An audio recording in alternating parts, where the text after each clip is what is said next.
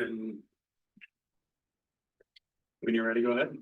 Hey, Joe, can you take us through that last shot there?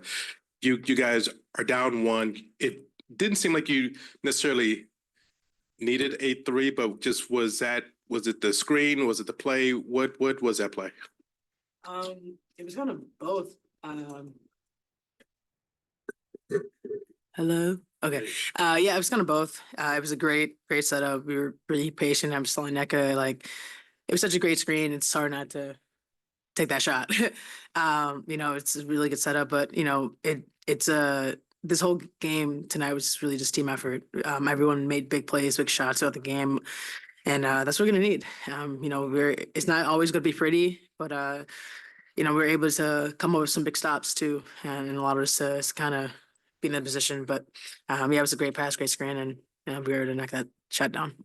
Just as you guys entered this game, just I don't know if pressure is the right word, but just as you guys have come out of the break, how much pressure was there on you guys to like win this game and to turn things around? I think there's an understanding that all these games are super important, and we want to make sure that we're locked in and executing our game plan, and we want to come out here and set the tone. And that's what was said in practice coming up is understanding, we want to set the tone from just how we play, just effort. And I, keep saying, no matter make or miss, turnover or not, like just play hard, just play. We can't control everything, but we control how our mindset is and our perspective on things. And I think that's where we're at right now. NECA, you and Tina Charles were battling all night long. She ended up with a triple-double. Just talk about the battle between you two. It was a battle of the vets. I've been guarding Tina my whole career, including in college. It's always a really great, challenging matchup, and she's the type of player that makes me better. And Jewell, you obviously have been through multiple championships now, but for this specific team, I felt like this was one of your guttier wins. You're down 4 with like 90 seconds to go. You finish on an 8-0 run. Kind of talk about what happened during that 8-0 run, and then just also like what that means that you can build off of this. Yeah, I mean, it's super important to understand, like, it's just execution. We're really locked in our timeouts, and we were really just communicating. Like I said after the game, these are the games that you want to be in, that are gonna get us to where we need to go. And I feel like tonight was a good segment of that because we could win these kind of games. We know we could win, hopefully, you always want to blow out, right? But that's not always what you're gonna get. So we know we could be in games where you have to grind it out. And we know that's probably gonna be how it is the rest of the season just because everyone's fighting for the same thing, right? But for us, it's an understanding that we're here and we're supposed to be here. We're able to play like this and have a team win. That's what it is, all team basketball at this point. We saw how emotional Skylar was post-game after Monday night. Was that message shared in the locker room, or did it need to be? I mean, everyone here is super passionate. And it's not just totally about basketball. It's because we believe in one another. We have an expectation, and I think that's the passion that you see and you heard in the press conference. And I think for all of us, we came into practice, we came into the gym, we came into shoot around with a different mindset of like we want to play better. We have more to give, and that's what we saw tonight. Is there's another level that we can get to, and I think if we have that and sustain that, then we're able to be in games and close out games. Wanted to kind of follow up on that. As leaders on this team, was there anything you did to help the team come into practice like that the next day? Or was that sort of, it seemed like everyone made that decision by themselves and came in and was ready to go? I mean, I think everyone made that decision on their own. I'd also say that, Noe came in with the attitude of like, this is business, This period after the break is not at all up to our expectations. And it's not necessarily about, it is, but it's not necessarily about the losses. It's about how it happens. The wins are good, but it's about how we do it. And I think we got to a point where, the rubber's going to hit the road and you have to show up in the way that you want to. And so we're playing unapologetically so. And in terms of you know, maybe what you say to your team or anything, like, do you have a message to your teammates after that? Sorry, actually, let me Sure. restart my question. Yeah. How do you as leaders deal with a loss like that in terms of your message to others, balancing not getting too hard on yourself, not being too hard on yourselves and giving people grace, but also knowing it's not good enough? How do you try and find that balance, especially having done it for so long? I mean, I think what was unique about Monday's game was, you know, the sequence of plays at the end. And I think that that's where you give the grace because it doesn't come down to one possession. You know, we can watch tape and see a string of possessions. We can see isolated incidents that built up to the point where now you've lost control of the game against teams that will capitalize on that. And I think there's a way to be passionate about it, like how Sky is always, and to lean into the yuck. You know, I think that you have to lean into that because the reality is that time is running out, and you know, you just got to show up. You got to do the job. You have to do the job. These games are going to happen whether you show up or not. So you might as well do it the way you want to. And it's about the method in the madness. And so being able to play a certain way, it's going to yield a result. But what is your process like, you know? And so I think that being harder on ourselves in the process, I think is important. You know, those nuances, it adds up.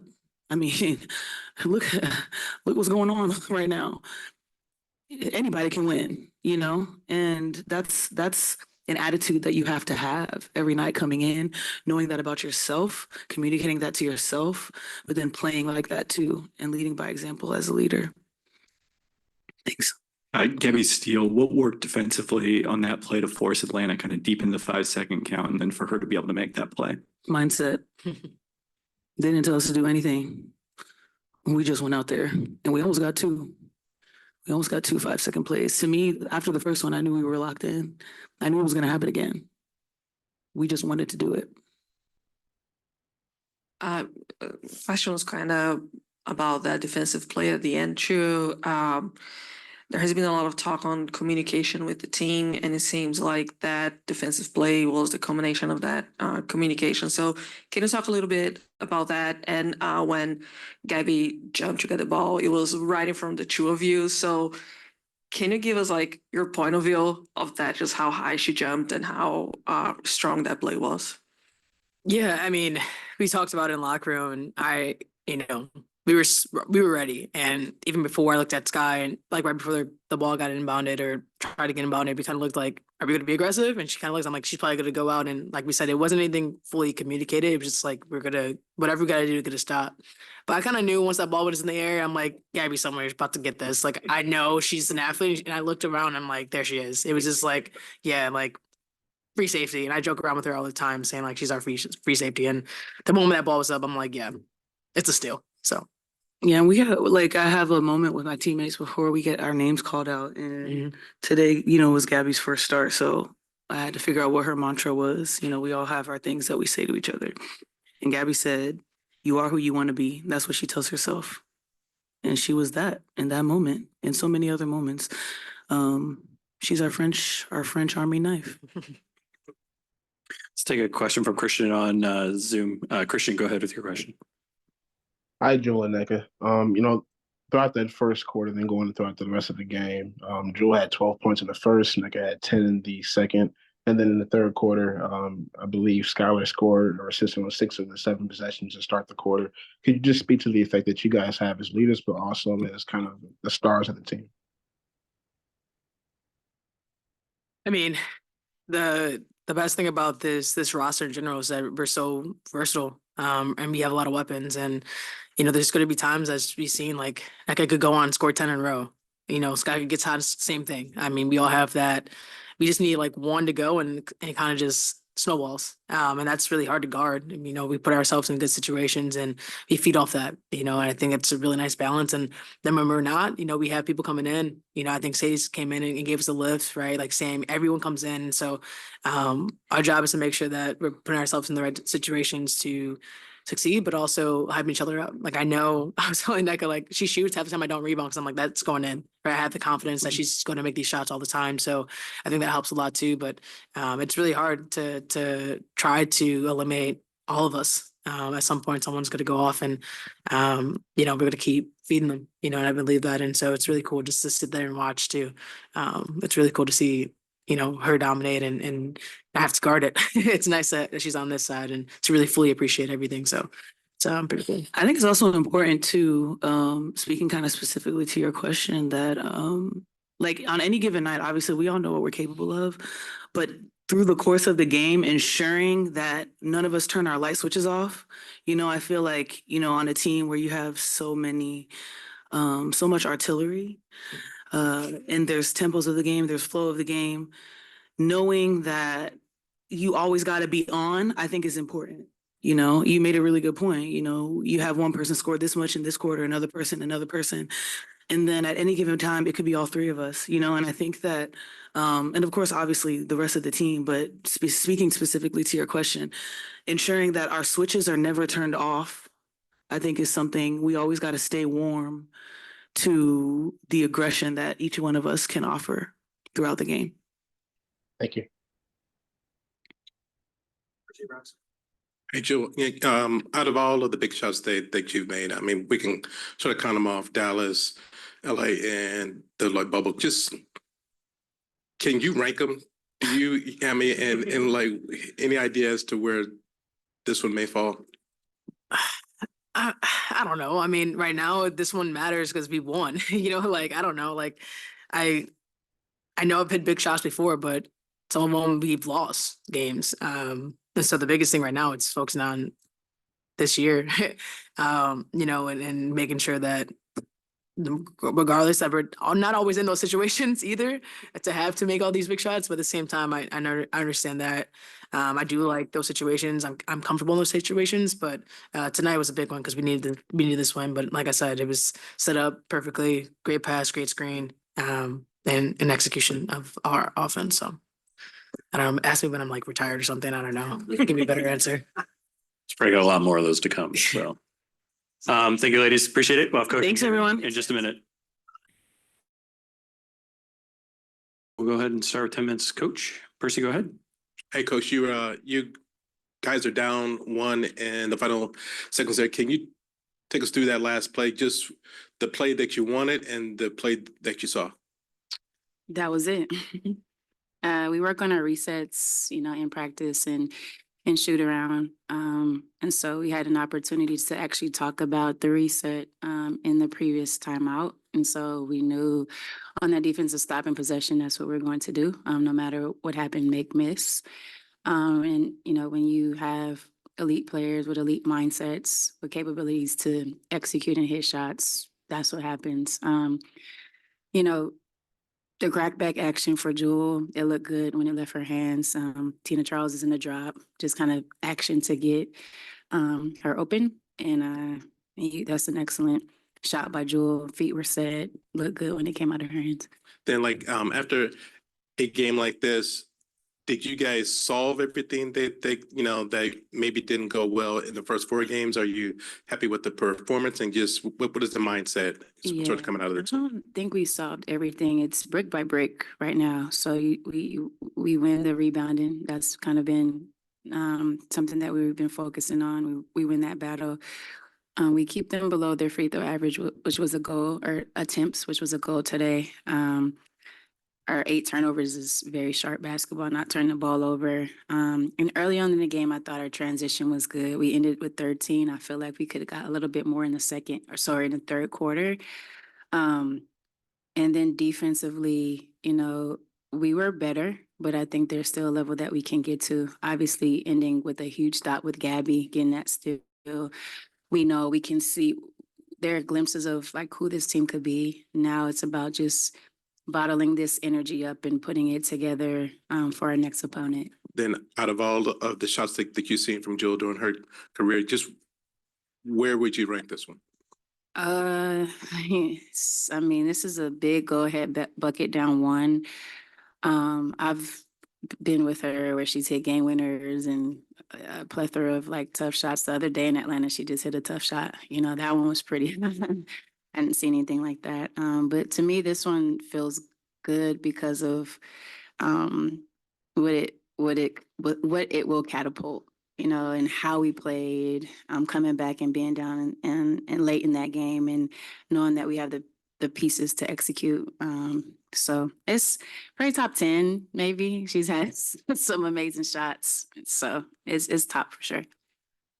What did you see from your team's effort compared to Monday's game?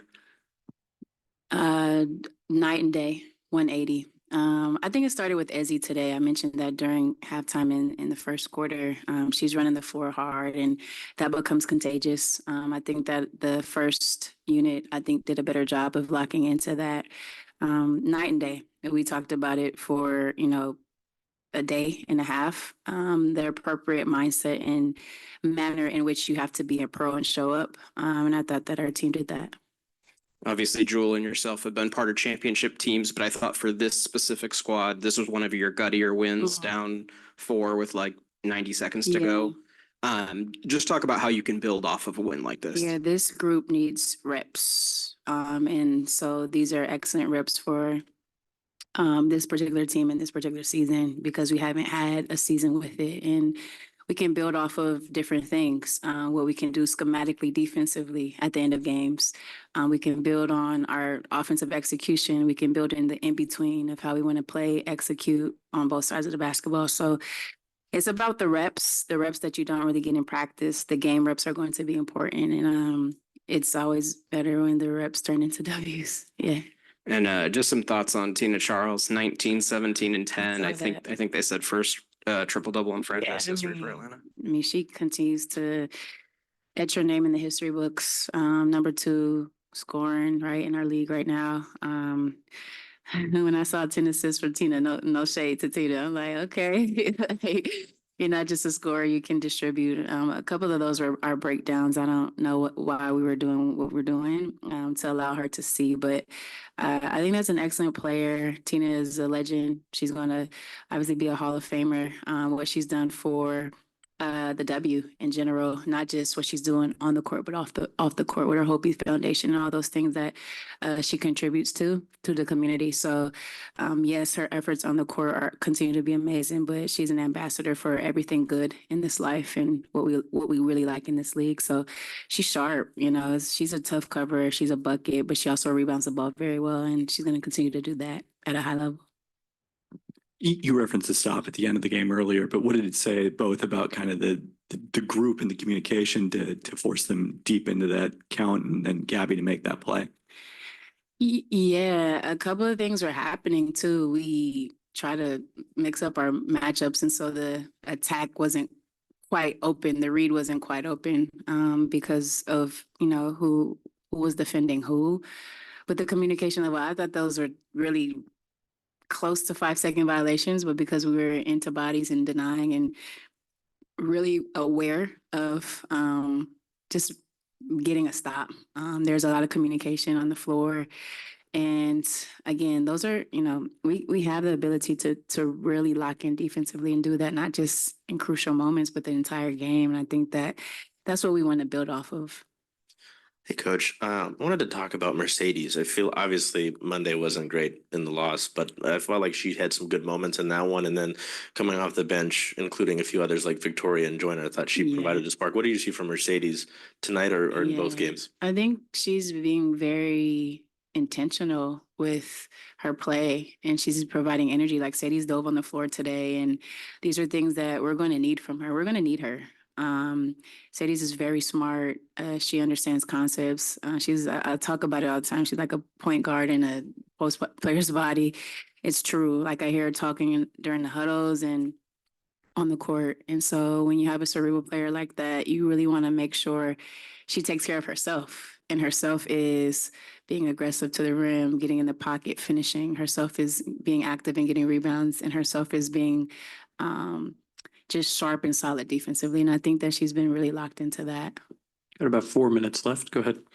Wanted to ask about Skylar. She had 9 assists today. She's been putting up really high numbers this Mhm. season and after the Olympic break, but also had 16 points and felt like she really got to the rim and got big buckets when you guys needed them. Mhm. Can you just talk about how she seems to balance, finding her teammates, finding those good reads, but also knowing when it's her time and when the team needs her to do something beyond assisting? Yeah, I think that's something that has been a work in progress this year. And just knowing how hard she's worked over Olympic break and coming to this last part of this season, that's something that she's really focused on, finding her balance of being aggressive, being a playmaker. And I think she's getting comfortable. And that's something that we were trying to find early on in the season. She works extremely hard, very hard on her game, but she also wants to make sure she's distributing and making sure that people are getting the ball in the right places. And when you have an elite point guard who is capable of doing a lot of things, A, scoring, B, facilitating, and C, playing defense, I think that really helps our team. It jumpstarts us in a lot of ways. And even today, it's like she was cooking. Jewell's like, give her the ball. When Jewell's cooking, she's like, give Jewell the ball. So that's even coming together in ways that makes me know that they're getting that rhythm and understanding like our system, flow of game, and all those things. And it's good to see her in a pocket of comfort. And aggressive Sky is necessary for us as well. Let's go to Zoom and take a question. Christian, go ahead with your question. Hey, Coach. I'm not sure if you remember, but that first game back from break against the Dream, I believe, in Atlanta, Skylar had 12 points in that first quarter. And then tonight, Jewell had 12, Nneka had 10. And then in that third quarter stretch, Skylar scored or assisted on 6 of those 7 straight possessions. When presented that question, they both said, it's kind of their job to make sure their lights are never off as the stars and leaders of this team. Just wondered if you could expound on that. The last part was the lights are never. It's their job as the stars and leaders of this team to make sure their lights never off as far as production. Yeah, exactly. We need them to be sharp. We need them to be efficient. We need them to get buckets, but we also need them to be very sharp on the defensive end. They're all very elite in everything that they do. You can, talk about each of their games, and I also feel like they're complementary to each other. You have a playmaker, you have a wing scorer, and you have an elite post player, and then, pieces around to complement that. But no pressure on them, but we're better when they're playing in this pocket, when they're efficient and all those things. And I know that they work extremely hard, and hopefully we can continue to build off of this. All right. Thanks, Coach. Appreciate your time. Thank you.